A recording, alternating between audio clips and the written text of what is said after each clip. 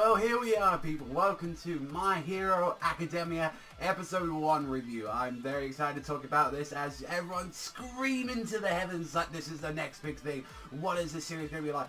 Please, we need to know. We need to know, Bennett. Tell us. I'll be like, alright, we finally talk about those quirks and heroes that we know as in My Hero Academia. Before we begin the review, I kind of want to talk about the opening and the ending first. The opening being done as Pornography, and I gotta say, they're the same people that actually did like some of like the Bleach openings, I believe they did some of like all the filler ones, and they're actually goddamn awesome. They've done some other great shows as well, and I gotta say, not my favorite like of all of their like songs and all that. I do like it. It definitely does have the feel of what they're trying to go for. I definitely do. If anything, I really do prefer the ending a lot. I really do like kind of like the theme of that. But just holy Christ, like, talk about the animation and all that being done by Bones.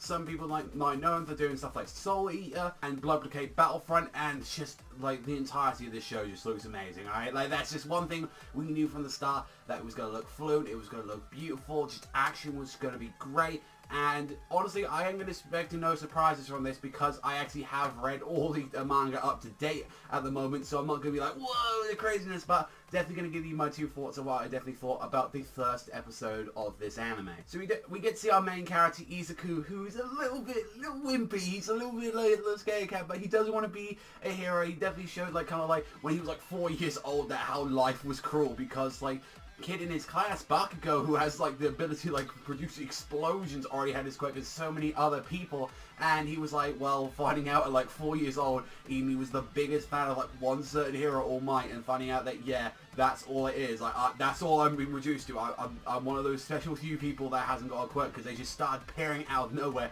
and now 80% of the populace of the world actually has quirk. But even still, Deku likes to keep notes of things like heroes and know about their quirks and their specialties, and I feel kind of a little bit bad for the guy. It's like he's like, out of all of them wants to be the like a biggest hero out of them all, and he's the one that's stuck right there with no powers, no nothing. But I definitely showed it like on the first episode. I gotta say, like they really did like extending on some of those heroes that were actually fighting that villain. Like you get to see like people like Mount Lady and like Kamui Wood. And, like I gotta say, these characters like and all that, like even in the manga, I didn't really care about them, but they definitely for the first episode really made them very look impressive. And I really did like how like their quirks were working and just how colorful everything was. But even though you do get to see that some of these like people aren't exactly good guys, even though they're heroes, because some of them just do it for the money. They that's all they do it for. It's an actual job application you can have. There's even schools that actually work with this. As shown, as Bakugo is actually going to go to the school, one of the highest ones out of them all, including as well Deku wants to go there as well, but he feel like everyone's like laughing at him because like you haven't got a quirk. And kind of bummed out about this, Deku kind of just leaves after school and then actually runs into his #1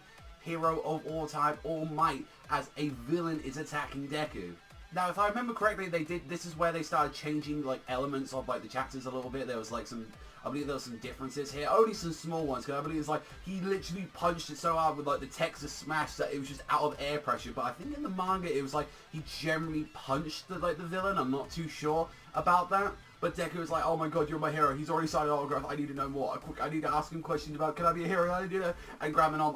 Honestly, I was laughing my ass off when he was holding on to All Might as he was disappearing like that. And his face was just like destroying itself through the air pressure. And he's like, I'm going to die if I go with this. Like, if you let go right now, please, please, please, man, let go. And he's like, and then he finally asked the kind of the question at the end. Is like, you know, even with someone like me without a quirk, can I actually be a hero? Can I be something?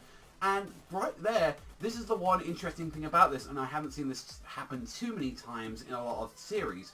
That was actually only half of the first chapter that they adapted into the anime. If people don't know about mostly kind of stuff with like in Weekly Shonen Jump and any other kind of series, what they normally kind of do is that they normally do the first chapter, or maybe like that's it. But the only time exception I've seen like where they kind of like not stretch it out, because they did tiny stretch out some parts of this, like the first episode, like with some of the chapter material and all that, and kind of changing tiny things a little bit around, like what was going on, like, but the only time I've ever really seen this done in like one of the most notable anime I can think of that anyone could like kind of relate to is Blue Exorcist. That's the only one where they kind of did this situation as well. Kind of makes sense when you look at the anime opening. It doesn't seem like they're going to go too far into the material, that like, especially as well when there's only 85 chapters as of this current moment of the material being out, and already know that it's going to be like 13 episodes. we're going to get around about 100 chapters by the end of this series. I think that kind of shows as well that definitely they don't want to catch up to the material too much. I mean, that's awesome if they want to do that case. That definitely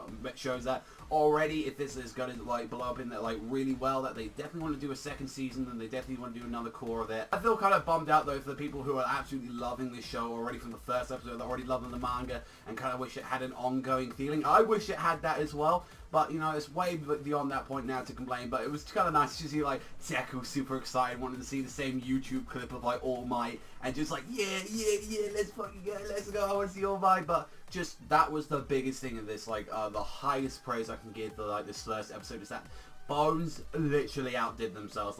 They absolutely mastered how the manga looks like at the moment, and they also as well getting that really nice, just fluent, vibrant, just colourful world that they're in. Not to mention as well just how the voice actors as well. I feel all the voice actors nailed their role, especially Bakugo.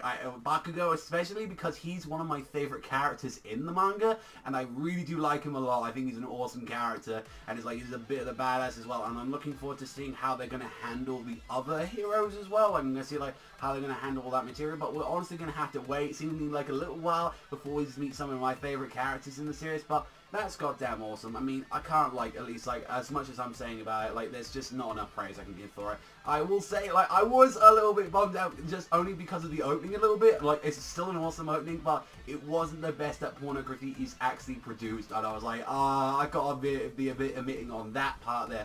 But apart from that, everything else is awesome. They completely just did it perfectly. I feel this is the kind of grade.